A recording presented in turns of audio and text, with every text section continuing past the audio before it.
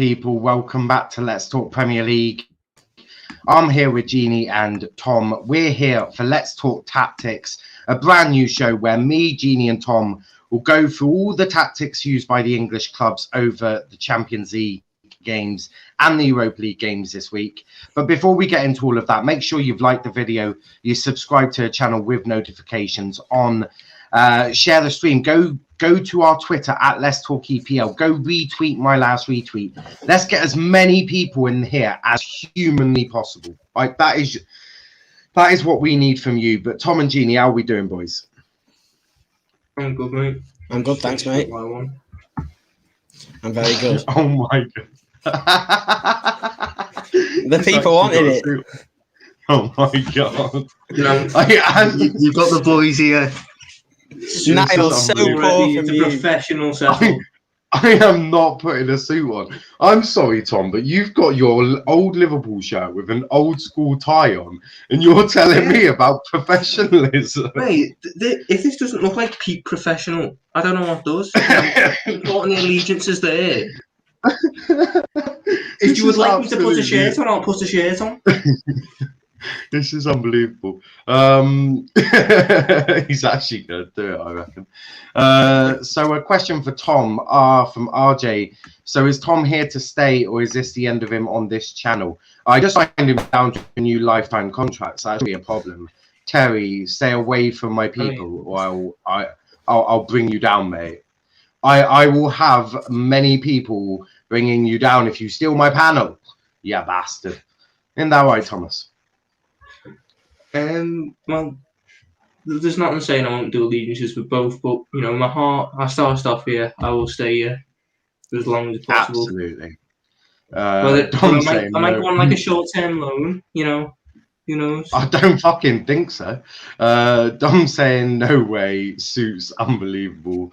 What the fuck? I didn't expect this. Neither did I. Oh my days. Yes. Oh my days indeed. That is very true. But obviously, Tom's only got the one, so we might as well start with Eugene. But we'll start with Arsenal, right? We're going to do it a little bit odd. We're going to start with Gini, and you're tactically analysing Arsenal now. They obviously drew 1-1 with Slavia Prague yesterday night.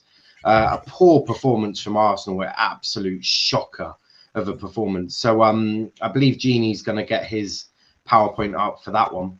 Yeah, I mean, you have done Arsenal, haven't you? Yeah, I have. Unfortunately, I had to do Arsenal. Yes. Dom saying, Gini, get that hat off. Dom says, next time, that hat off. There needs to be more professionalism. Well, I'm at the barbers next week, so next time. I'm not putting a shirt on. That's just a fact. I've added the stream in. Well, not the stream. That's my one. So that's all my stuff. The Arsenal stuff is. There we go. Can you see this? I can. Okay, right. So, first of all, this wasn't a brilliant game to analyse, but I've done what I can, and I can only go off extended highlights. So I watched the game. In my opinion, Arsenal obviously created the chances, missed a lot of one-on-one. Saka, Lacazette being the main culprits for that one. Lack of concentration for the goal, which I'll get onto, and Arteta substitutions. I think when Pepe came on, made an instant impact. Aubameyang actually looked lively in the game when he come on. So I just thought they could have come on earlier, which is why I criticised that. And Slavia Prague, which I'm going to get into, held a very high line, which was the cause of a lot of Arsenal's chances. Here's the first Saka miss. Obviously, we got Rob holding on the ball here. This is the Arsenal runner Saka. We got Slavia Prague's defensive line is in absolute shambles here. You've got two that are playing the offside trap, which I think was the tactic there. You've got one, I have no idea what he's doing. He's on the fence. He didn't know whether to stay or go. And then you've got the other one that's following Saka. So the communication there at the back is shambolic, which has led to Saka being onside because of him. High line's always risky in football. Rob Holding's played this pass perfectly. I don't know why Rob Holding's there, but he's played the pass perfectly. Slavia Prague's defensive line's been caught out, and Saka's got him behind. If we go back to the next one, this is a Saka chance. He actually the angle looks tougher on this. He actually takes it a bit more inside. I just want to thank Niall for this because he pointed this bit out. Here's the Arsenal striker Lacazette. That is awful positioning. For a number 9, you want him right on the penalty spot, which Saka can square it and Lacazette can have an empty net there. So I have no idea that positioning with Lacazette and why, because it wasn't necessarily a counter-attack. So I don't know why he's up there. I'd also expect Willian to make a darting run in there as soon as Lacazette's not there, give Saka an extra option to pass it. Unfortunately, Saka goes alone and ends up putting it wide. So that's the first chance. Here's the second chance. And again, we can see the line from the Slavia Prague players. They're playing it very high. They're being done on a counter. Hector Bellerin's played a through ball here to Saka. They're playing a very high line. With the pace of Arsenal's always dangerous. So, although they miss the chances, they have the capability in the speed and the pace of getting in behind them. Saka's done that, and in a one-on-one sprint race, he's beat him. Hector Bellerin's played a long through ball. The defensive line's been caught out for being high again, and Saka's got in behind because he's beat them for pace. As you can see on the last one, Saka's behind him there, so he shouldn't be. Saka struggled. Saka. No, the Slavia Prague player, sorry, I don't know his name, has done very fortunate there not to give a penalty away. He ends up conceding a free kick. But it's, again, silly mistakes from Slavia Prague's high line that's been caught out. Here's the worst one from the Slavia Prague players. Every single Slavia Prague player is in Arsenal's half. So they're playing very high at this point. Number 19 here has a clear option to pass it there, possibly even there, but this pass is definitely the safer option and the easiest pass. For whatever reason, and I don't even think he knows, he does a step over and tries to turn. No idea when he's clearly set for this pass, as we pointed out.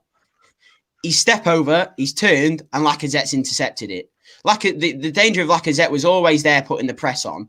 So I still think he has no idea what he's doing there. And the coach must be absolutely fuming. And it's a good job they didn't get punished. Because as you can see there, all Slavia Prague players are in Arsenal's half. Lacazette's ran through. How he misses that, I can't explain. I don't think Lacazette can explain either. Lacazette's one of his main attributes. His game is based around finishing. I think what Nicolas Pepe actually did for the goal is chip the keeper. That's a possibility there.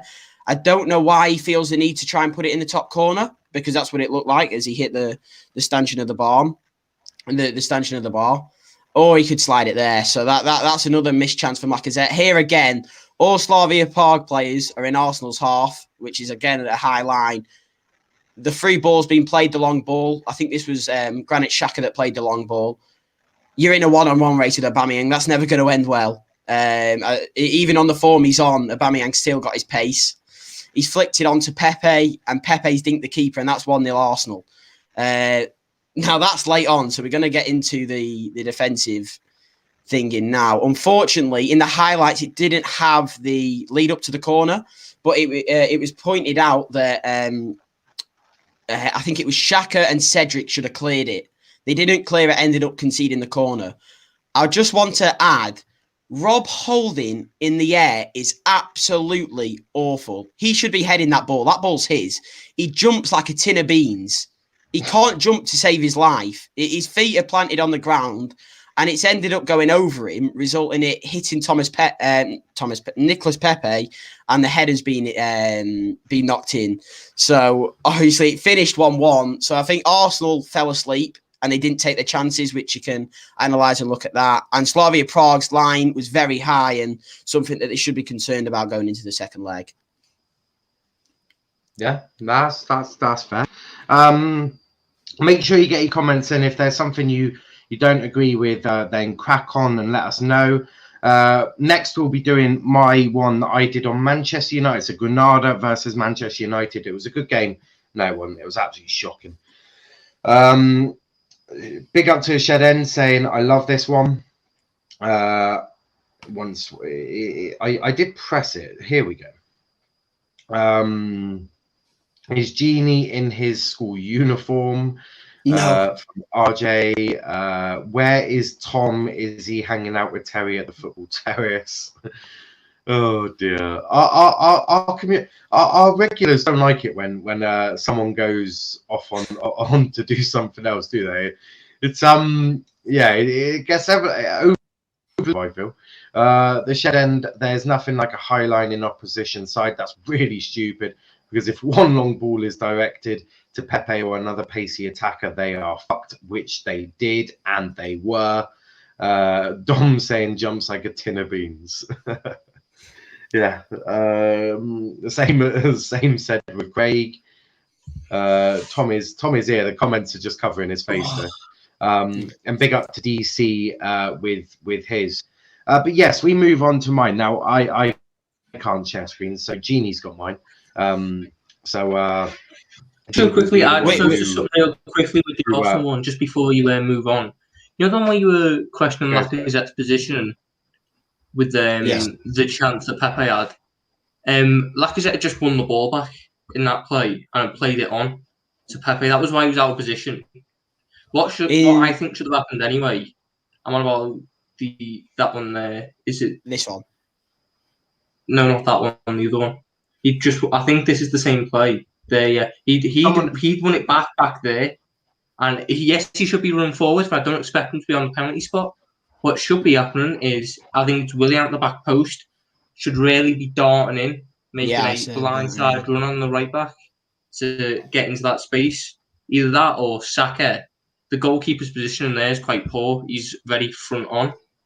So Saka is a great player. He has the ability to bend that round the corner. Maybe just coming back from injury, the confidence was a bit down, as we saw with a couple of missed chances in that game. Yeah.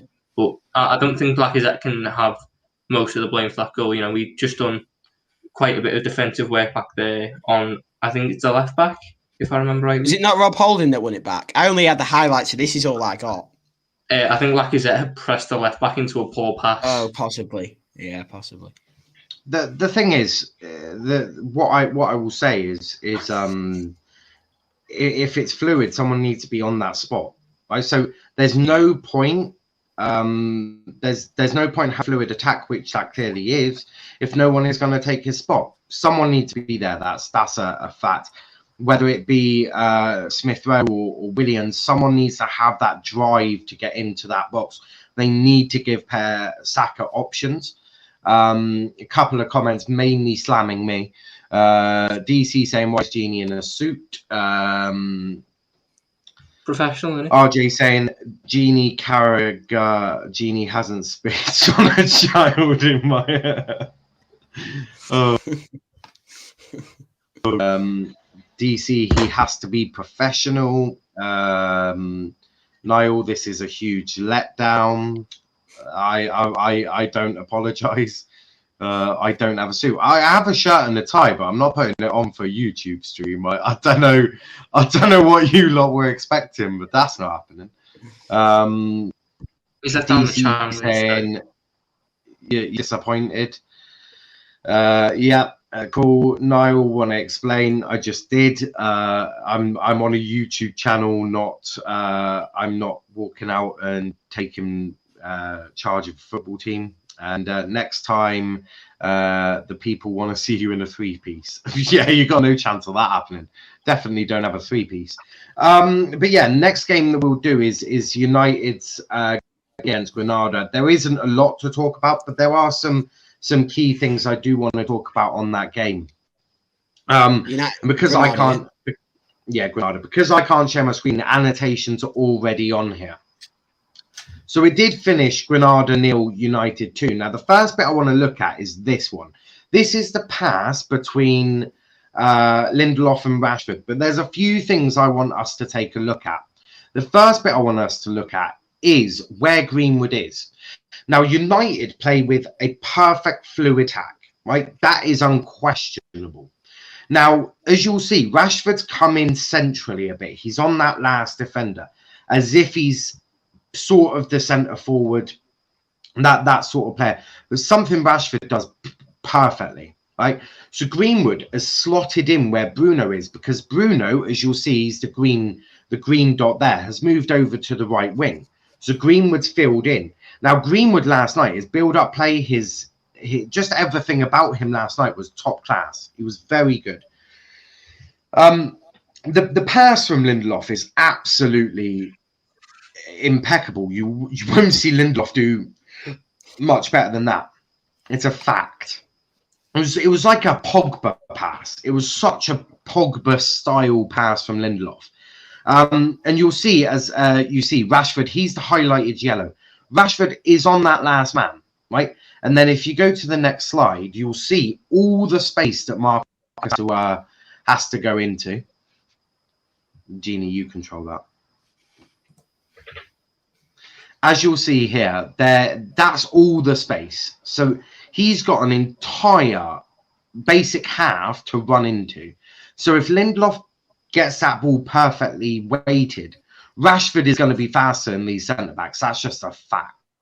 As I say, look at where Greenwood and Bruno are. They are bringing defenders near them. They're thinking they could be dangerous, especially Greenwood. You see that centre-back there? He's looking at Greenwood. He's not thinking about what's going to happen behind him, because if he is, he'd be dropping a bit further back. He's looking at Greenwood because he knows that Greenwood could be potentially dangerous in this attack. The right back isn't looking at Bruno, which would be a bit dangerous in itself, but they've got Rashford. Now, they know Rashford, very quick, pacey player. But also the bit you want to look at is look at Dan James. If Lindelof isn't doing that pass, Dan James is in so much space on his own that if a perfectly weighted pass gets to the edge of the box and Dan James can run onto it, that's going to cause a lot of danger. Every part of this attack, there weren't many attacks from United. It was the one time that Granada pushed. So Granada pushed up. They had just been attacking United. And then that allowed United that freedom. We all know that United love to play into space, play into that counter-attack. Granada had just attacked. United with Lindelof hit it first time. Beautiful ball from Lindelof. If we go to the next one, you'll see this is just Rashford. The way he took down that ball, the way he's able to use his strength to hold off the defender, and then he gets the ball to the right-hand corner. Beautiful technique. Marcus Rashford is one of the best inside forwards in the Premier League. That is a fact, right? There is not many inside forwards better than Rashford. You could say Salah, yes. There's not many more than Salah. That's just a fact. Mane is not at the level of Rashford is this season anyway. If we look historically, then yeah, cool. But right now, Marcus Rashford is probably the second best inside forward in the league. He's also got 20 goals this season, which suggests to me a lot. But if we move to the next one, I think what we'll see here is shocking, right? Edison Cavani is now going to get nicknamed Lazy Grandpa. He is a lazy piece of shit. And that's me putting that politely. I could say a lot about this waste of space, but I won't. He is shocking. Dan James has the ball. The centre forward is behind not only the cam, but also the inside forward on the right, which at this part of the game was Mason Greenwood. Cavani shows zero desire or determination to get into that box or to get into a space where he can actually affect the game. Very poor from him. Right? I don't care how old you are. He barely plays. He needs to want to do it. In this game, he didn't want to get into that box. He did not want to get into the space to attack and to score. That is clear. What happens is, as the next slide will show you, is what Bruno does. Bruno gets the ball from Dan James. But I want you to look at Cavani. Cavani's not even in the fucking box yet. That's how bad he was. That's how poor. That's how lack of desire this man had. Didn't want to do it. Mentally, he couldn't be bothered. That's the honest way, right? Cavani, and this will probably get spoken about in the United show, is going to leave at the end of the season. His lack of desire is pathetic.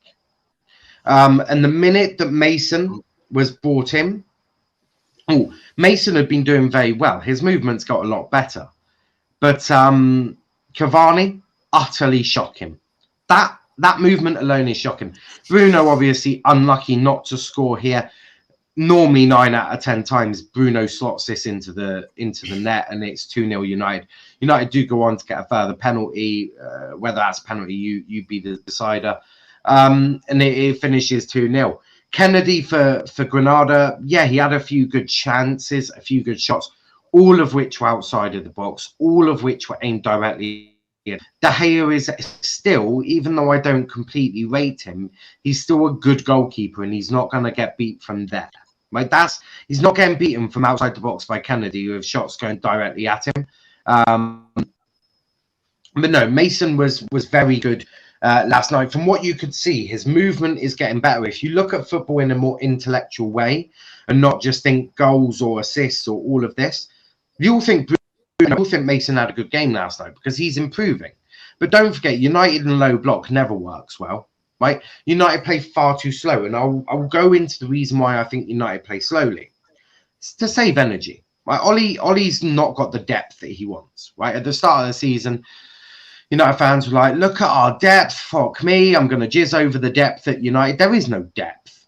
Right, if you don't have McTominay and Fred, you've got Matic, who's in the Zimmer frame. If you don't have Cavani or Greenwood or whatever you got, well, you did have Martial, but he's injured now. So you haven't even got another striker, right? So Ollie doesn't have the depth. You've got Cavani or Greenwood. Neither of them are being extremely better than Cavani at this precise moment, though. He has more desire. He wants to score. He scored a beautiful headed goal on the weekend. But yeah, in terms of this, United play slow because it saves the energy. They've got Spurs at the weekend. Ollie's going to be like, boys, don't go all guns blazing. Take your foot off the pedal. Coast the game, and we'll go. But that's for me what I think. Tom, are you there? Because you're up next. I am here. Mate. Excellent. Tom is up next, so we'll get his screen added in a second. Nope. Oh yeah, that's your screen that's removed. At least I think I did. Mona saying I am gonna get something on my end actually. Oh. I removed Tom. I removed Tom. That's what I did. Tom is back in the build. Oh no, I don't know what's happening here. Add to stream. There's technical difficulties here. Tom is back in the building. Couple of Craig saying this is unbelievable. What an idea. Yeah, big up to Tom for the idea. Where was ESR? Had so many few touches against Slavia. James was very isolated in this game. James is always isolated in a low block game because James just doesn't have that technical ability. James is perfect against a City or a Leeds, even maybe a Liverpool. Right? Teams that play a high line, Dan James is all for that. A low block, Dan James is not for a low block. Mona saying Kennedy was very unlucky against United. I don't think so. I don't think he was, and the reason I say this is because most of his shots were from the edge of the area or outside the area and aimed it directly at David De Gea. I know David's made a fair few mistakes, but he's not made that many. We have to be real. And Dom saying thought Mason was very, very average last night. Bruno was offside in that move. Yes, but the thing is, that doesn't change the fact that Cavani didn't show the desire to get into the box. And Mason, of course, is going to look very, very average because the ball barely got to him, right? The ball barely even got to the front three because the midfield couldn't quite pierce through the Granada defence. They had pretty much everyone behind the ball. They also had a very high press, which didn't really suit McTominay. It caught McTominay and Pogba out quite quickly, both of them obviously receiving yellow cards at that point as well. But the next one we're going to do is obviously Tom is going to talk us through which one are you doing? The Manchester City Borussia Dortmund game. That's the one. Tom is doing Manchester City Borussia Dortmund. This game obviously finishing 2-1 to City. That comment has gone. There we go. So Tom, take us away with this one. Right, so we're going to start off here with the Manchester City lineup. Now, this is how BT Sport presents it. This wasn't completely how it's set up in game. Bernardo Silva was often in the position De Bruyne was in, and De Bruyne was operating as a false nine. They were both very interchangeable, as you'll see in a bit. But João Cancelo's position in this game is another thing that will be very interesting to analyse, because his inverted wing-back role creates a lot of interesting positional dynamics. But Borussia Dortmund here lined up in a 4-3-3, which often ended up being a 4-2-3-1 with Jude Bellingham getting free rein in behind Haaland. This is the first piece. This is where I want to analyse the inverted wing-back role of João Cancelo. Here's João Cancelo. He's sitting as a defensive midfielder alongside Rodri. This therefore means that if Haaland was to press, he has an option in Ruben Dias, and Rodri has space then to collect the ball into and utilise his deep-lying playmaker abilities to spread the play out wide. But this position here often gives a little bit of help to Rodri, who at times in this game often got isolated and ran rings around because of Dortmund's young attack, putting so much pressure on him. So if we move on, this is the first goal, and it's a mistake by Emre Can. But if we just look here at this Manchester City press, you've got De Bruyne, Rodri, and Mahrez in a triangle, blocking off any passing lane that Can can take. If Can had taken a touch, however, you've then got a triangle of Dortmund attackers here, in behind Rodri, straight onto the line of defence. So Gundogan had switched off a little bit. Gundogan has to be touch tight to Bellingham. He can't let a player as good as Jude Bellingham have that much space, so he can make stuff happen with it. But Emre Can obviously misplaced his pass, and Manchester City counter-attacked through De Bruyne, and it got switched to the back post for Mahrez. And I just want to see De Bruyne, his late run here, and how he wasn't picked up. You've got 3 Borussia Dortmund men at the back here, marking Phil Foden, who's out of play. Emre Can was marking De Bruyne. Was going to mark De Bruyne, leaving Bernardo Silva completely unmarked. Emre Can had a very poor game. A very, very poor game. And if that had went to Bernardo Silva, that would have capped off the state of that play by him. You know, he's playing an unnatural role really at Dortmund when it is a sort of sweeper and a libero, like a centre back who joins attacks, pushes into the midfield when he gets the ball, but on a defensive end sits the lowest of the 3 centre backs, and he's still adapting to it. And the fluidity of Manchester City's attack really caused them problems on a Tuesday night. But if we go on to here, this is another one that I want to talk about. Dortmund have been liable to set pieces this entire season, especially free kicks. And I just want to mark Erling Haaland here and Ruben Dias. So Mats Hummels has Ruben Dias at the minute. Erling Haaland's not picking up on mine.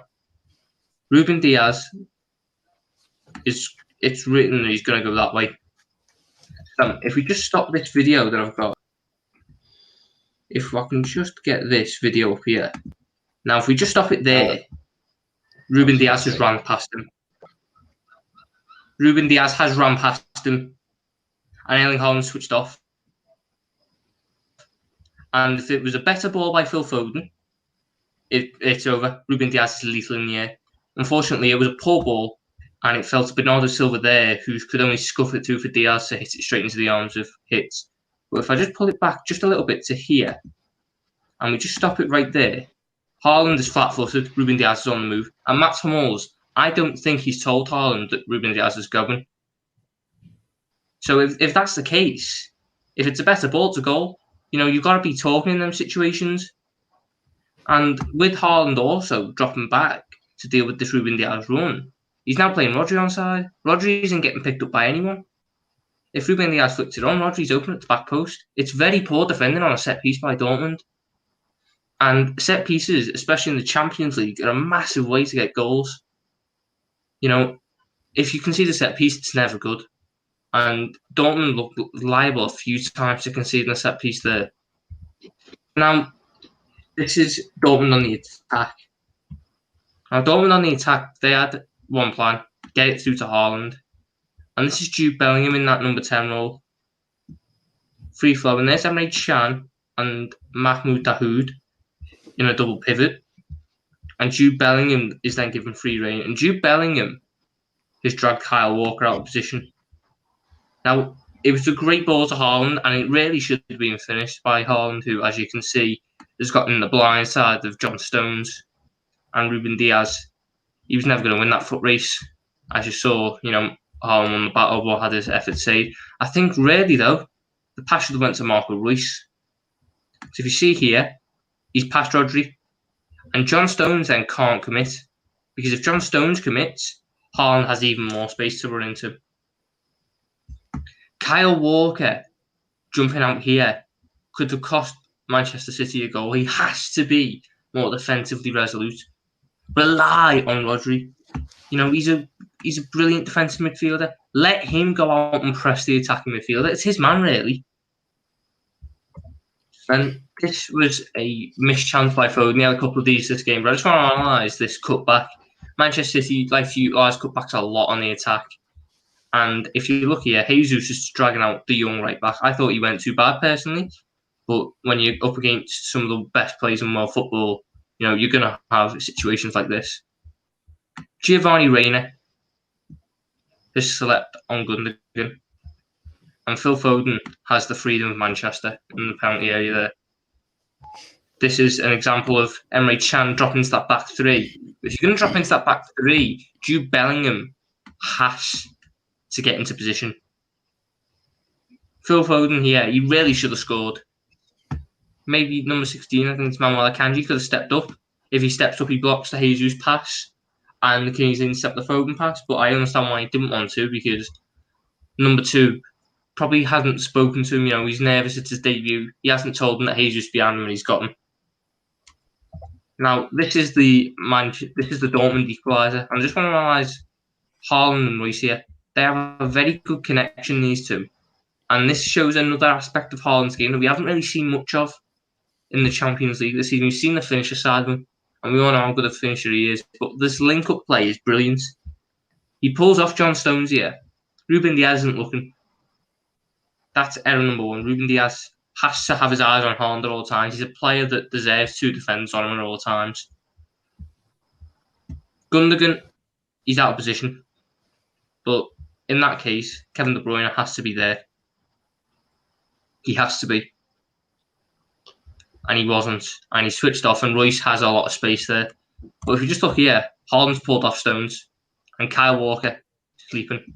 Marco Reus has got the pace. He's a quick lad, Marco Reus. Kyle Walker flat-footed. He's never going to catch up to him. And Erling Haaland, just a brilliant little flick through that gap, and Reus is in. And we all know how it ended. But look at the space that has been created in the half a second that Kyle Walker was flat-footed. He cannot do that again. And this is the last Manchester City goal, the 90th minute winner. And Kevin De Bruyne here, he's pressed eventually, but you can't leave someone with that great an ability, free to pick out his passes. It's what Liverpool did with Kruse, it's criminal. But Emre Can here, he's supposed to be back there. He's supposed to be splitting them two, but he's out in midfield, and it causes issues. And this, Meunier has missed this header, and this double is brilliant by Pep. He's identified Meunier as the weak link in that Dortmund defence. He's rash. He'll jump for headers too early. He'll dive into tackles. He'll be out of position. If you create a mismatch, he panicked. He doesn't know what to do. And Gundogan shows great composure there to pick out Foden. But it's all on the pass by De Bruyne to even get into this position. Akanji's too slow, and Foden did get the goal he deserved in that game, and it ended 2-1. And it was a game. It was a story of missed chances for City, getting the result. And it was a story of defensive mistakes by Dortmund costing them, really. Both City goals were preventable, and in reality, they were quite lucky, especially on set pieces, to not concede a third. But I'm done. You can go on to your next one now. Yeah, that's not too bad. That was a good one. A couple of comments. We're gonna do. I'm making the viewers wait for Liverpool. I'm making them wait for Gini's analysis on what was the greatest Liverpool performance of all time. Probably up there, I'd say. I think Gini Wijnaldum had such a world-class performance that game. So world-class. Naby Keita with a full 90 minutes. I'm only joking. I do like to tease him a little bit. But we'll go to a couple of comments whilst Gini sorts that one out. So yeah, we're going to do Chelsea versus Porto, or Porto versus Chelsea next. Dom saying, doesn't matter. Eddie knows his role in that on that pitch. While the move was happening, Eddie has had to move into the midfield, but we all have opinions. For me, no. For me, you've got Pogba, you've got McTominay sat in. Pogba probably a bit more advanced. Eddie needs to get into that box. He's the striker. I expect my striker in that box. If I'm Ollie, I'm going berserker Edison Cavani. Absolutely. I'm going for him. I'm literally going for the lad because he should be in that box, and I won't, in my personal opinion, not having it. Edison should be in that box, especially on an attack. If Granada or it was against a stronger opposition, then yeah, sure, I could sort of get it. But it's Granada. They're mid-table in La Liga. Well, I do expect Cavani to be making that effort. Sonny's saying that's why you're not a pundit, Tom. I don't know what calling you out for. I have no idea. Sonny, do you want to explain yourself? Do you want to explain yourself? You'll see all of them on the Liverpool show tonight, hopefully. Sancho was a big miss for Dortmund. Yeah, well, of course, someone like Sancho is going to be a huge miss. It's going to be even more of a miss for him when he goes to Argyle next season. Just waiting for Fabrizio to say, here we go. And Dom's saying, if we just stop it there. Yeah, I got a bit worried when Tom was about to play a video. I was like, not the whole fucking thing. I was like, you're trying to get us copyrighted. But we're going to move over to the one that I'm doing anyway. So if we just grab the screen up now. So we're going to do Porto versus Chelsea. For me, Chelsea played quite well. They played very well. But if we start and have a look at the first one, I'm just looking at Chelsea's defense. So obviously we know that Chelsea play a 3 at the back plus wing backs. When they defend, them wing backs slot in as sort of right and left back. So they play with the back 5 when defending. Obviously, that allows the 2 on the wings to express themselves going forward. So I just wanted to take a look at that. You could argue, is that line straight? Well, no, not really. But Chelsea don't tend to really play for offsides too much. But there is a guy sort of on his own, and that concerns me. You shouldn't really be leaving many people on their own like that. Should possibly be a bit tighter. I think that's Rudiger or someone there. Should be a bit closer, but it's not a huge problem for them. That's just looking at Chelsea's defence. I would just expect him to be a little bit tighter. Then you've also got the lad in midfield who could be going towards him a little bit further, a little bit more, because the 2 on the far right of your screen aren't really in effect. I don't think they've got the shooting ability to score from the edge of the area. If we look at the next slide, this is going to show Mason Mount. I'm pretty sure that's Mason Mount anyway. But we're looking at Mason Mount. Now, Mason Mount is such a smart player, right? And I hate it when I see him getting abuse and people not rating him. He's such a fine player. Look at how he's got himself into some space, right? The defender is not looking at him. The defender, unless he's getting communication from the lad behind him who I've marked in the red, he doesn't know Mason Mount's behind him. And if we look at the next slide, this is where Mason Mount finds himself in some brilliant position, some brilliant space, playing in between the lines. So if we look at the next one, you'll see Mason Mount in between the lines. Gini? Yep. Oh, no, that... Hold on. Have you missed one? Or have I not sent it to you? No, this is it. Oh. Basically, there was a really nice picture of Mason in between the lines. So there was... I must have missed it off. But there was basically two Mason Mount in between the lines. It was such a good bit of movement from him. I'll post that onto the Twitter at Let's Talk EPL. I'll post that a bit later. But yeah, it just showed him in between the lines, making the defender think. Because the one thing defenders don't like, that's the one. That's the one. That's the one I want you to look at. You look at Mason, he's in between the midfield and the defence, right? That's on purpose. He knows what he's doing. The defender that's marked in the red, he now has to decide, do I go with Mason or do I stay back? What do I do? You're making the defender question what he wants to do. But defenders don't like that. Defenders want you either next to him, just in front of him, or not near them at all. Right? They don't want you in between the midfield. They don't want you behind the midfield and in front of the defence. It's the worst place for any defender. No one wants that. Mason Mount does that. He gets in between the lines. So he's in between the midfield and the defence. Such brilliant movement. And the turn he does is, wow. The turn he does, as we'll see on the next slide, I think, or I mustn't. Yeah, that's the one. The turn is just absolutely beautiful. Right, it is such a beautiful piece of work, and there's not many other ways to describe it.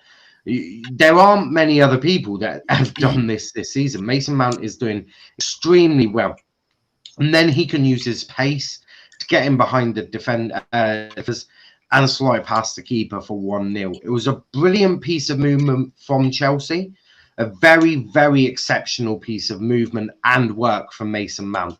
That's just a fact. If we look at the next one, though, I'm almost certain. No, there we go. Rudiger. This is Rudiger. Unbelievable, right? If I tell you now, Rudiger doesn't get that ball. Edward Mendy has to make a save. You'd be thinking, no, you're chatting crap. Being serious. He's had to. Rudiger's genuinely not even bothered to get the ball. He's asleep, right? The lack of concentration from Rudiger. And that's why Rudiger will never be a world-class centre-back. He hasn't got the concentration for 90 minutes. He's very good if you want him to be rude and try and start a fight. But technically, as a footballer, he's very poor, right? In terms of being a centre-back. That's why he probably couldn't play very well as a two at the back, because two centre-back pairing. He hasn't got the concentration. The lack of concentration on this kid is unbelievable. If we look at the next slide, I'm almost certain that will be what I think it is. This is Havertz, right? Havertz needs to be more. It's similar to Barney. He needs to have desire. He needs to be sort of thinking what Werner's going to do. Now, Werner's not going to try and get a shot in there. He's definitely trying to sort of fizz that across goal, expecting Havertz to be in the position. If Havertz is in the spot that I've marked, if he's in there, that's 2-0. That's Havertz with a goal. But because he's further back, he hasn't burst pace. He hasn't got the desire to get into the space that he's needed. He's not done it. He's absolutely not done it. And it turns out that obviously he hits it wide. But if he's further forward, then it's a goal. And that for me, just poor. It's a lack of desire on behalf of Havertz. Werner does very well, right? We mustn't slate him too much. He does very well to even get that ball near Havertz. Havertz is to blame for that not being 2-0 there. If we look, I think it will be Pulisic, a run from Pulisic. Now, the green line is the move he makes. So he runs across the green line, which isn't what he should be doing. It's very stupid because further, right? It's further, it's away from the goal. He should be using the red line, the line that he should have used, right? He should be running more centrally. The player should be able to find him. He's then one-on-one with the keeper, right? But because he's gone to the other way, I know he battles the crossbar and he does get the shot off eventually. But he would have more chance of getting the goal if he went and went that way than he would the other way. That's almost a fact. He's running sort of towards the red line, then changes it to the green line. It was very odd. I didn't really completely understand why he did that. I'm not. The last bit is going to be Ben Chilwell. Now, if we look at the next slide, this is Ben Chilwell. He's looking for the ball. Now, he's already making his run. Ben Chilwell's like, no, I'm going to give him an option, which is very smart on his behalf. He's already running. He's like, nope, I'm going. Ben Chilwell's got the pace. If we look at the next one, it will give you an example of what he's looking at. On this one, he's looking at that defender, right? He knows that the ball's probably going to go there. He knows that it hasn't been the best ball. It's probably going to go to a defender or in behind. Now, the defender doesn't get a great first touch, which is when Ben Chilwell strikes. Really strikes and really does go for it. And the next one will prove that, because that's that one. And then the next slide is going to show you Ben Chilwell stealing the ball off him. Right? That was a great piece of work from him. Obviously, then he goes forward, does a few shimmies, gets to get a shot off goal, and scores. A very good piece of movement from Ben Chilwell. Very good that he was expecting that defender to make a mistake. Very much like an inside forward or a striker would do. Ben Chilwell had one of his better games in a Chelsea shirt. A very good bit of attacking movement from Ben, and to get his first goal of the in the Champions League for him. A very good bit of work from him, and very good. That's all I've got really for Chelsea. It was, as I said, mine weren't too long, because that's just the way it is. But no, Chelsea very good there. Did get their sort of moves in the right way. A very good performance from them. But now for the fun bit, as we go to a couple of comments, because Gini's going to obviously, as I say, tactically analyse Liverpool's greatest performance I've ever seen in my life. Daniel saying Money Mason Mount. Chelsea fans need to respect my boy Mason Mount. Yeah, absolutely, without a shadow of a doubt. Dylan saying nice thumbnail. You can credit Gini for that one. And Craig also saying the same thing. Yeah, thumbnail. Wow, I creased. Yeah, it was a good thumbnail. He didn't send it to me in the right size, so I had to do some work on getting it in the right size. But yes, luckily I didn't have to crop anyone's face out, because that would have been a bit harsh. But now we move to the best bit. Gini, you're not going to bottle doing Liverpool analysis, are you, bro? Unfortunately, I've done it. Excellent. That's what this is what the people want to see, right? My analysis were good, but this is the bit they want to see. They want to see two Scousers tactically analysing the greatest performance Liverpool have ever done. It's what they want, and we're about to get it. So I'm going to add it in now. Gini is so excited for this, I can already tell. I'm surprised there's not a picture of Gini Wijnaldum, if I'm being honest, because... there is a picture of Gini Wijnaldum. Don't worry. Look, next slide. Excellent. He was the best player on the pitch. Right then. We focus less on the scoreline. Let's say it like that. What went wrong for Liverpool? The scoreline was 3-1. The scoreline was 3-1. We do have a second leg. I also want to get that in.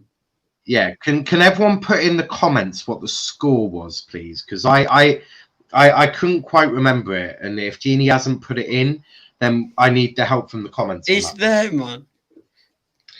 Yeah, I'm just going to get the comments to put it in a few more times. Right, well, obviously watching the game, I analysed 5 things that I thought went wrong for Liverpool in the game. I thought the team selection from Klopp was poor, specifically Naby Keita. I think the principle of what he tried, Jurgen Klopp, was obviously energy, and I agree with that. You have to press Real Madrid, but he didn't follow through, and he didn't do that. And I also think Naby's not had much game time recently, so to chuck him in against Real Madrid, against the likes of Kroos, Modric, Casemiro, that's a bold shout. So I was surprised by that one. Not playing Thiago was obviously the main shock as well. Lack of counter pressing, very unlike Liverpool, which I'm going to get into it. I was fuming with this because how can you not press Modric and Kroos? I'll never know. I do think we underestimated Real Madrid. They aren't a dead and buried team because of their age. They are still good, and I think we gave them way too much respect at times, as you'll see with the goals and the play from Toni Kroos and Modric in the build-up. The high line, that was never going to work when you've got passes like Modric and Kroos on the other team with the pace of Phillips and Kabak. Nothing against them. I thought Kabak had a decent game in a poor Liverpool team, and we lost the midfield battle. So if you're losing the midfield battle to Real Madrid, then you're in trouble. Do you want to say anything on that, Tom? Or no, you know what? I agree with everything you said there. That is the first and only time these boys will ever agree on that one. Right, so this is the first goal from Vinicius Jr. It bewilders me. The ball is passed here from Eder Militao straight to Toni Kroos. Simple pass. Kroos has the time here to receive the ball with his back facing, turn, look up, and spot Vinicius, which we'll see on the next slide. Just look at these two here. Sadio Mane and Diogo Jota. Very unlike Diogo Jota, by the way, because Diogo Jota runs his feet into the ground every single game. So I was shocked by this. We have to be pressing Toni Kroos here. If you look at the shape, for me, I'd drop the line a bit deeper with the pace of Vinicius, which was clearly shown in the game.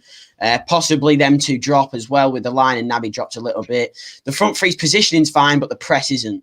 As you can see on the next clip, they haven't pressed Toni Kroos at all. Jota's got to be there. Mane's got to be there from the last slide. They have to press him there. Due to them not doing that, Toni Kroos has looked up, found that ball, and Toni Kroos did what Toni Kroos does best with unbelievable passing range, which we knew. Jota's only putting a jog on this rate, and he's got nowhere near him. If you get near to Kroos and you stop him playing that pass, Kroos can't play. Real Madrid can't do what they want. I think Zidane, you got to credit Zidane a little bit, because I think he focused on Trent a lot, like Tom said that Dortmund and City did with Munich. They like to play down Trent's side a lot and not very much Robbo's. So I think that was thing. But for this goal, it would easily be stopped if Jota and Mane shut that down and stops that passing lane. The ball's played over the top. You've got to give him credit, which I hate doing against the opponent. But that touch from Vinicius is world class. He takes that down perfectly off his chest, straight into obviously stride. Could Alisson do better? Questionable. I think it's harsh to criticise him there, but possibly. But like we said with the high line, if you look at where the run was made, Vinicius, Nat Phillips. There's a massive gap there. That's the problem with the high line. Even with that massive gap, Vinicius is still getting in front of him due to his pace. Which is why I mentioned the high line in the build-up, and then that's 1-0. Anything you want to analyse there, Tom? Anything? If you just go back to that wide angle shot where Kroos was playing the pass, I personally one, yeah. I think that the defensive line should be shifted over a little bit more. So Kabak ends up taking Benzema, and Phillips can take Vinicius head on. Because Phillips is ending up chasing Vinicius, because Vinicius hasn't got a direct man on him. He's in a half space. There's no talking as to whose man it is. If everyone switched over a little bit, Wijnaldum drops in, you give Asensio time. He's very deep. He doesn't have the same passing range. If Phillips ends up taking Vinicius as man, then he doesn't have the chance to chest it down, because Nat Phillips probably cuts out in the air. But as you said, the pressing weren't right and all that. But I think the defensive line could be shifted over just a little bit. Yeah. So we'll go on to the second goal. Finally, the man that was brought in to press the initial ball, which worked. If you watch the whole clip, which obviously we can't show for copyright reasons, Vinicius has been forced back. He wanted to drive at Liverpool. He's been forced back. which he plays here to Toni Kroos. My issue with this play is, again, pressing on Toni Kroos. These two players right here, you've got to press for 90 minutes and you can't give them time to play the pass they want. Otherwise, they'll punish you, which they did again. Naby presses that ball. Then he stops. He doesn't press Toni Kroos, which is also unlike Naby Keita, like it was Jota. So that's a massive disappointment there. That's what he was brought in to do. He was brought in to bring energy to the midfield and shut off Toni Kroos and Modric doing what they want. Again, Toni Kroos, as I think they mentioned, they want to get at Trent, which worked for them that game, his defensive ability. Naby stops pressing. If Naby shuts him down again, Toni Kroos can't make that pass and he has to go along one side or backwards, which is what you want to force Real Madrid into do. You can see Ferland Mendy's already made that run. Toni Kroos again. Wasn't the best pass, which got cut out by Trent, but it's resulted in a goal. And I don't get this bit. For me, it's difficult to deal with, but Trent's got to somehow get rid of it. He's tried to head it back to the keeper. He's tried to head it back to the keeper, but in that situation as a defender, you should never be heading it back to the keeper. You've got to get it away. You don't want to be fanning around near your goal. You don't want to be playing risky football near your goal. Otherwise, you'll get punished for it. That's the be-all, end-all. Yeah, well, I was just going to... A principle in football that you learn from a kid is you never play it across your own goal. And Trent's done exactly that. He's played it across his own goal. Obviously, like Tom just said, he's tried to play it back to Alisson. Asensio's already on that. Asensio's spotted that that's what Trent wants to do, and he's cut it out, which obviously led to the goal. So as a defender there, Trent, he can't be heading that. He's just got to hoof it. No nonsense, just get rid of it. He doesn't do that. Asensio picks the ball up, which fell to him perfectly, and he's chipped Alisson, and that's 2-0. I know I sound like a broken record with referees, but for me, that's a foul. There's nothing to analyse. You can't show the full clip, but I know you got into it yesterday on Ref's View, Niall. But for me, that's a foul, and that's in the build-up. But I won't touch on that too much. This is our goal. We started the second half very brightly, but it was our only 10 minute cameo in the game. As soon as we actually scored the first goal, we looked to put the foot off the gas again. Nat Phillips does his passing to Trent.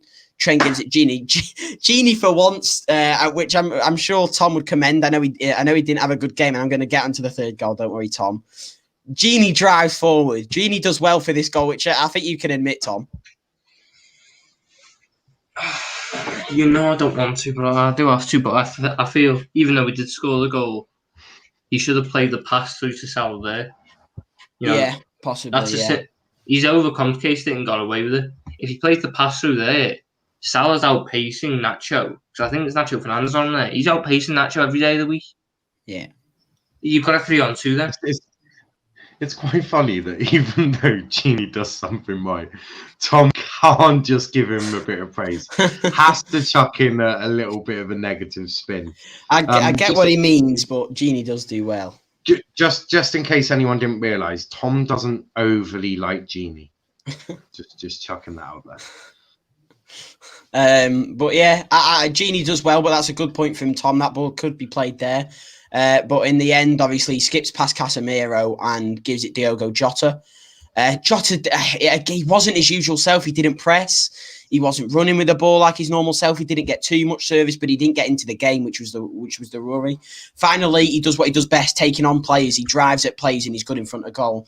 He drives at players, and he gets fortunate with a deflection, which falls to Mo Salah, who's pouncing on it. I just want to add, and I know they conceded, but we'll get onto the third Real Madrid goal in a second. But that is where you want your defenders. There's 3 round the attacker. Nacho's watching Mo not as well as he could do. He's probably lapsed a bit of concentration. If it goes back to Gini, Ferland Mendy comes out and covers that. That's where I'd want my defenders, and Real Madrid were very good defensively all game, considering that they had a makeshift back line, so you've got to give them credit there. And we'll get on to the difference between this and ours for the third goal. But Jota gets lucky. The ball falls to Salah. Salah obviously gets a little bit lucky as well, in off the crossbar, and that's a Liverpool goal. We started off the second half well. That goal went in, and the foot came off the gas, which led to this. We've dropped in deep because there's a throw in, as you would, because obviously you can't be offside from a throw in. The ball's here. I've actually put the timestamp on this clip for a certain someone, which Tom will be happy that I'm getting in at. Gini Wijnaldum is stood there on the edge of the box 4 seconds. Here's him still there. 5 whole seconds later, he's still stood there. He hasn't moved a yard. He's probably twinded his foot one way. He's still doing this mannequin challenge that was from 2016. That there's 5 seconds there. Vinicius puts the ball back in, and he is still stood there. No, that's our captain, the guy that's meant to lead by example. I have no idea how or what he's thinking in that build-up at all. He hasn't moved. So is he not meant to be doing that then? Well, yeah, no, I'm going. Of course, he's not meant to be stood there. If you go back, it's very simple. He just needs to drop in, slot in, just a yard. Just a yard. It's not much. Just a yard to block off the straight pass to Vinicius. Yeah. It sounds stupid. Let Casemiro have an open shot. You've got to let Casemiro have an open shot there, because otherwise you've got to look at it in terms of expected goals. Casemiro from the edge of the box he's less likely to score than Vinicius from the penalty spot. You've got to use a bit of game sense and realise which chance is going to be harder for them to take. But do you not think that might be because he doesn't have football intelligence? Like, do you think that's lacking in terms of an intelligence point of view, where he's just not as footbally smart as other people? No, it's not. Or is it just pure laziness? It's concentration. He switched off. Yeah. But when you're captain, you cannot switch off.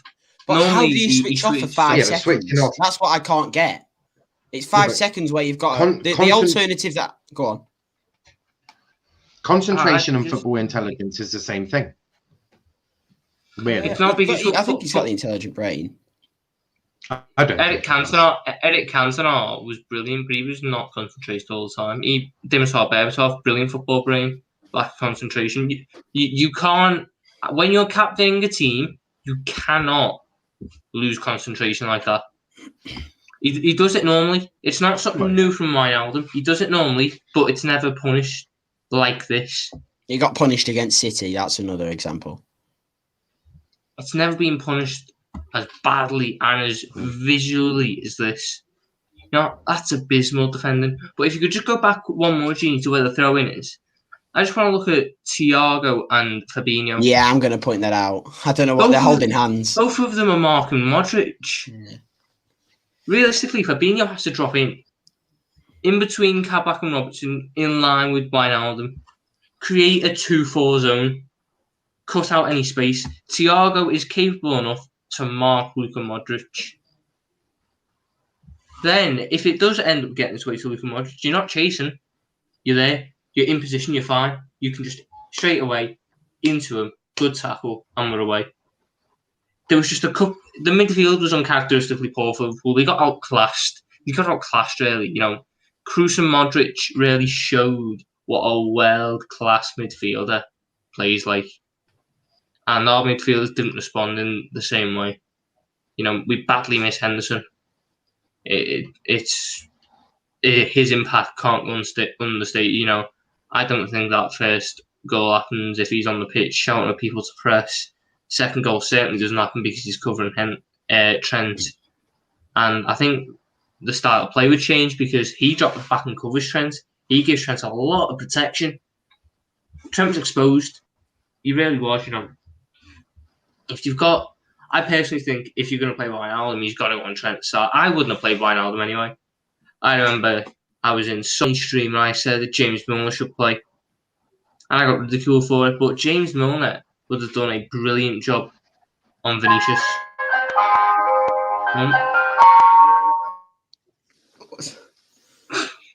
So I don't know what that is. James Milner would have done a brilliant job on Vinicius. He would have just straight in there, crunching tackles, stop any attack. That's what Milner would have done. Yes, he wouldn't have been tactically great, but if you're going to go at that Real Madrid midfield, if you're going to try and compete with that midfield, you've got two options.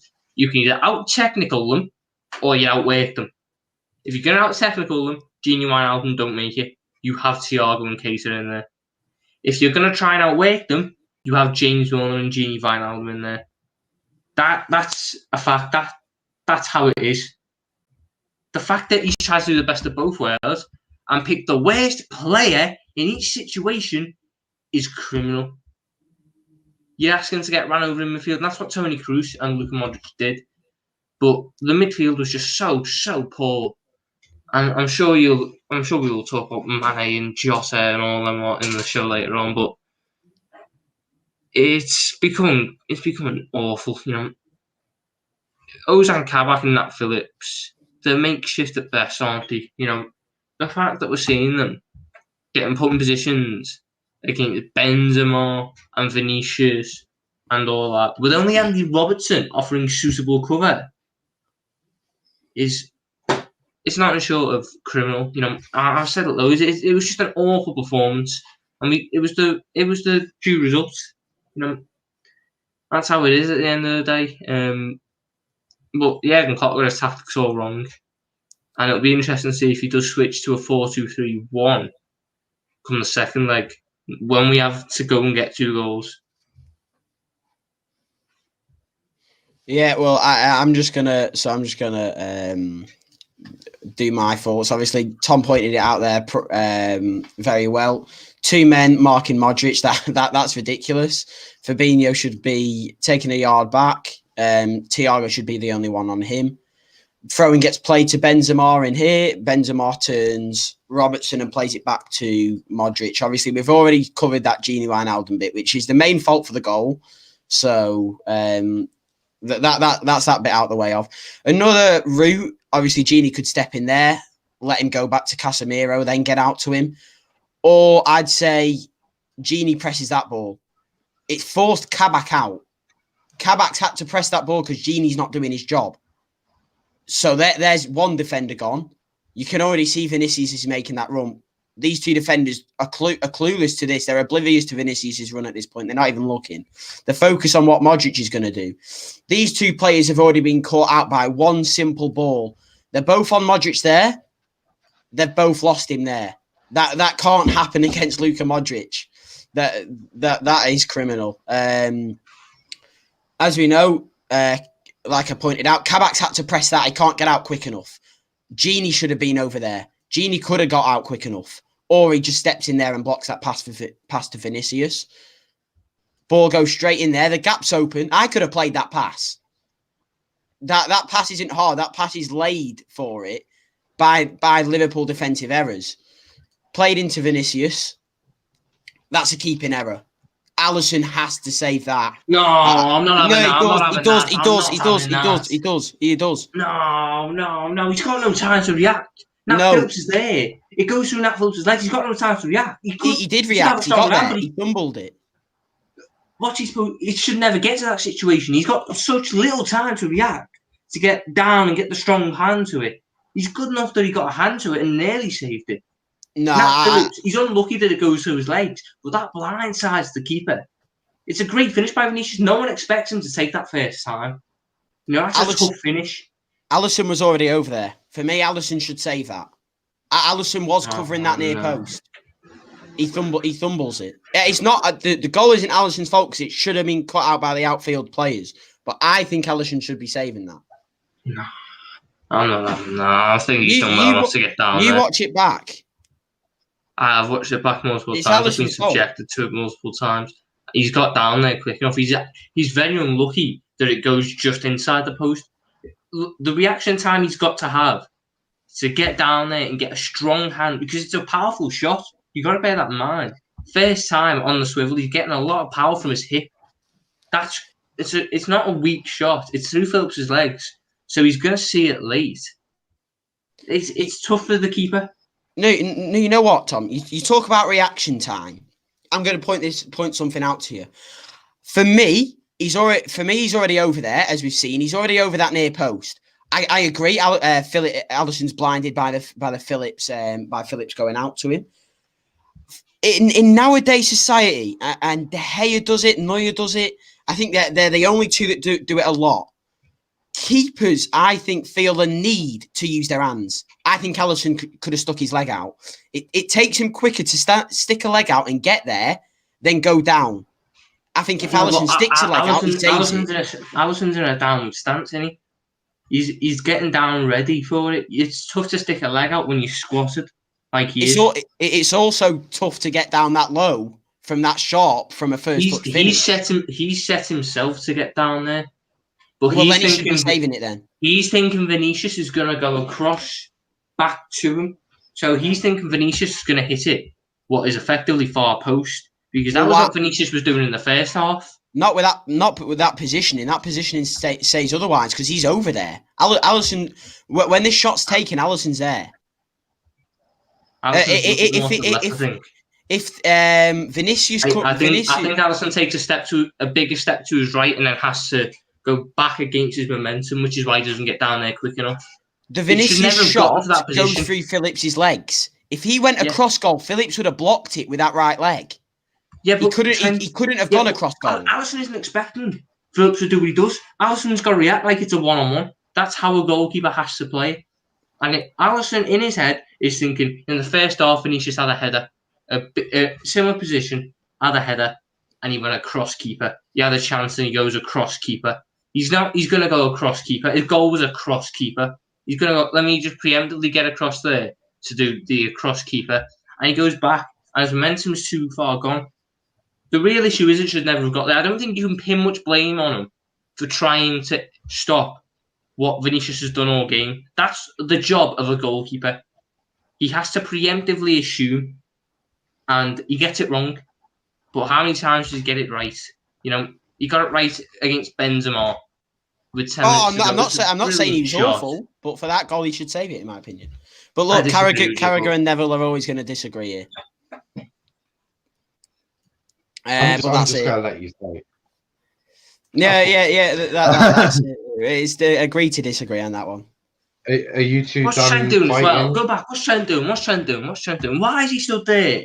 Oh, I know. I pointed that out. Vinicius is your man. I said that. They're both oblivious. They're both looking at this. None of them even. I don't even think none of them knew Vinicius is there. One's got to go, and one covers the shot. It shouldn't be on Nat Phillips to do both jobs. Trent was abysmal. And you know what? You don't deserve to get on the plane if you're playing like that. You don't deserve to. Take Kieran Trippier over him. Oh, you mean you mean England? Yeah. It's disgraceful. He has a good performance against Arsenal and lets himself down like that. I think another thing is that he doesn't have Henderson. You pointed that out. That second goal probably doesn't come. When Henderson plays, he covers Trent a lot. That's his main role in the team, and he's an engine. When that ball gets played for Kroos, I'd imagine Henderson to be there and Trent's touch tight to him, or Trent's up there. But yeah, I agree. Trent was the worst player on the pitch by a mile. But I think that's Real Madrid. That's a tactical thing from Zidane, from Real Madrid, to get at Trent, because it's clear to see they didn't want to go down Robertson's side. You know what? We need to give credit to Zidane. He got it spot on, and he's a brilliant manager. You don't win 3 Champions League without being a brilliant manager. He spotted the mismatch there. You've got to give him all the credit in the world. But Klopp's played into his hands with how he's set up there. You know, the high line with the slow defence. Yeah, I agree with the high line. I don't think it's Klopp's fault why they didn't press, unless that's something they said, because both goals could have been cut out by the press, which is Liverpool. That is Jurgen Klopp and Liverpool. As one name, it's counter pressing. So, but yeah, the high line which I pointed out at the start is definitely the fault. That line's got to drop because Vinicius is way too quick for Phillips. Mm-hmm. It's not a short of criminal, but you know.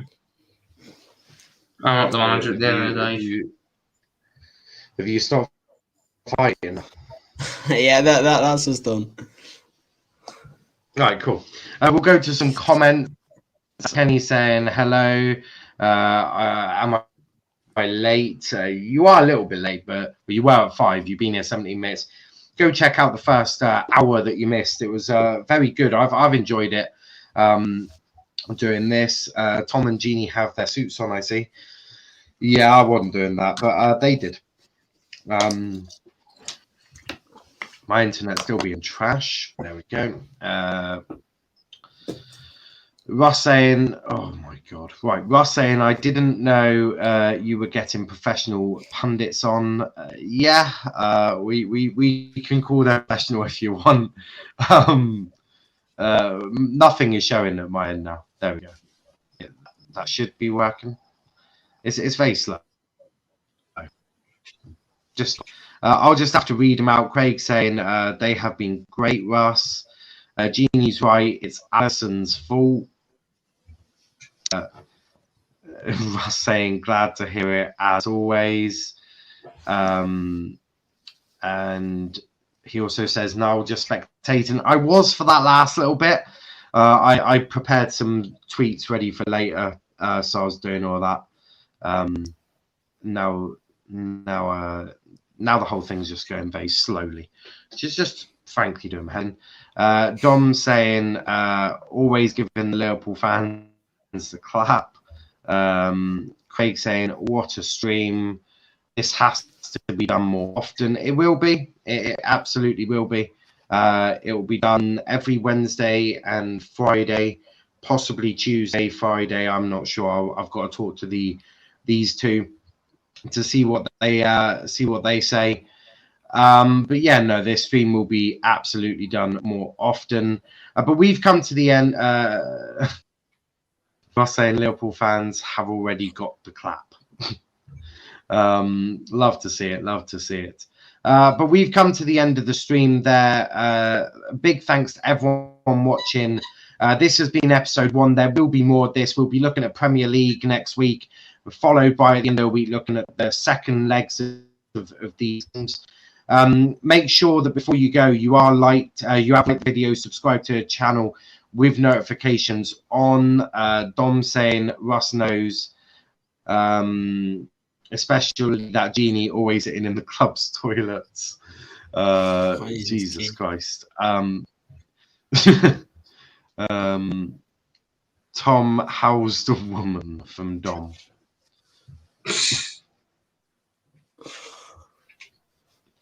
My end it's being very slow at my end. I don't know if it's showing on the main screen. God knows. But yeah, we've come to the end of the stream there. But make sure you've liked the video, you subscribe, notifications on, and yeah, make sure you go check out every here. But before we do go, Genie, where can they find you, bro? Yeah, just Genie in a bottle on Twitter. That's it. Nice. And what about you, Tom? And next year's trophy parade when we win a game. Not win any, just win a game at the street. Yeah, no, I get it. Obviously, Genie will be at the trophy parade this summer, celebrating last year's title. Tom will be. You said it was the trophy parade for number 7 this year, didn't you? So Tom will be there.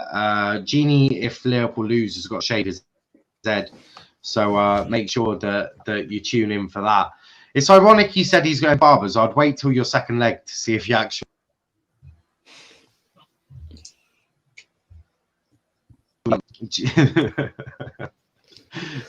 Dom's saying Genie can find. Why is it all so slow? It's better to sort out for a Chelsea show. I'll be going nuts. Genie can find himself around my pinned location. Love to see it. Love to see it. You can find me at Niall_PAFC. But make sure, most importantly, you are subscribed to the channel with notifications on. Also, check out our Twitter at Let's Talk EPL, and make sure you check out our Instagram at Let's Talk EPL_. Join our Discord server and our TikTok at Let's Talk Premier League. All links are in the description. Check everyone out. Big night tonight. A long day for me. So we've had the tactics show. Next up at 6 o'clock is the Chelsea show. Then at 8 o'clock, we got the Liverpool show, finally finishing up at 10 o'clock with the United show hosted by RJ. So make sure you tune in for them. The Liverpool show is going to be interesting. Oh, and this quiz, I've made it harder. Much harder. Yeah, much So harder than the rest because you scam us every week. No, I gave Arsenal a trick question because the badge on the sleeve was Premier League, but they used them shirts in the League Cup in 2010. So make sure you. All I'm gonna say is be very, very careful and be very specific on if you think it's the Premier League or the League Cup, because the same shirts were used in the same time. So all I'm saying that, hey, I might not have put one in, but I might have put one in. So now you're going to be thinking, oh, shit, they could be that, but they might not be. It's up to you lot to decide. Tom's looking for fuck's sake. Oh, and the years are all between I wrote them down. 1 minute. They are all between 2005 and 2013. But we have got Thiago's father that is on this mission as well. So Tom should have no worries with that. But make sure you're all tuned in. Everyone's going to be stressing tonight with these quizzes. And I'm just going to sit back and enjoy them. It could be an easy one, Tom. You never know. What could I have got from 2005? I don't know. You have to wait and find out. And watch the stream, especially towards the end where the quizzes do happen. Tom's brain is definitely ticking. It's very dangerous when you do that. But a big thanks to everyone that's been watching. We'll be back in 35 minutes for the Chelsea show with the Chelsea boys. So make sure that you tune in for that. A big thanks to everyone watching, and we'll catch you in a bit.